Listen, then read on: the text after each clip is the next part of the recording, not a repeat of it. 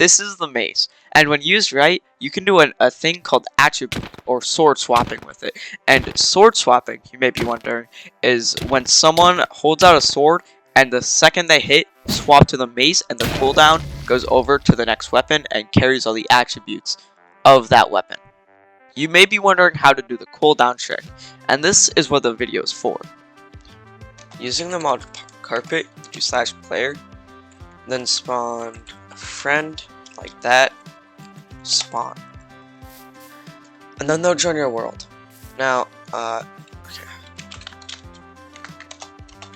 You can /give them a shield. Alright. Then /player outlaw use continuous.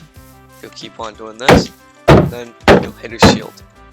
Make sure, if you're in game mode creative, to do /game mode survival outlaw. Once you got the bot set up, make sure to do /effect give outlaw and then resistance infinite 255 true. This can be stopped with the shield, where when you try to hit him, it just gets blocked the whole time. So this means that you can't this means that you need to learn how to do the cooldown trick. Now the cooldown trick is when you swing, you see that little tiny bar underneath your crosser. When you do that, you could just instant spam. When you do this, you can do a little combo, follow up after. And you do need to do the cooldown trick for things like this.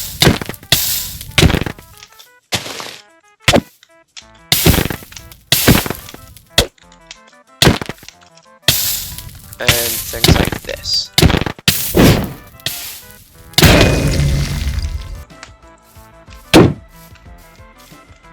You can also backstab, which gets you past shields.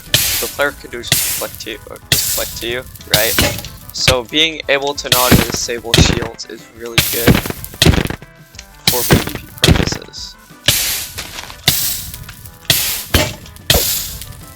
Because every weapon has cooldown, if you were to use your axe, you still gotta wait a little bit for the full mace hit.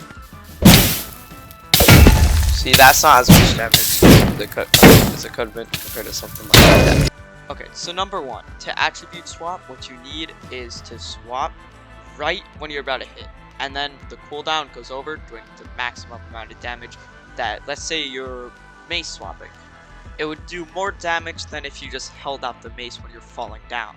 Also, you need this trick for things like stun slamming, which is a pretty hard technique to learn, and I'd recommend watching my friend Niggle's video on it.